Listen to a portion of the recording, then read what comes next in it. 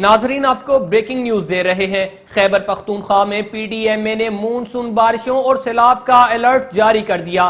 दरिया के किनारे आबाद लोगों को मुहतात रहने की हिदायत जारी की गई हैं। 4 सद्दा रोड पर वाक़ 25 देहात के अवाम दरियाए काबुल में पानी की सतह बुलंद होने से परेशान हैं। शदीद गर्मी और ग्लेशियर पिघलने के बायस दरियाए काबुल में पानी की सतह में मुसलसल इजाफा हो रहा है। PDMA ने बारिशों की सूरत में इन इलाकों में सैलाब के खतरे की घंटी भी बजा दी। कुदरती आफात से निमटने वाले इदारे की जानिब से अलर्ट जारी किए जाने के बावजूद यहाँ के लोग इस खतरे से बेखबर हैं।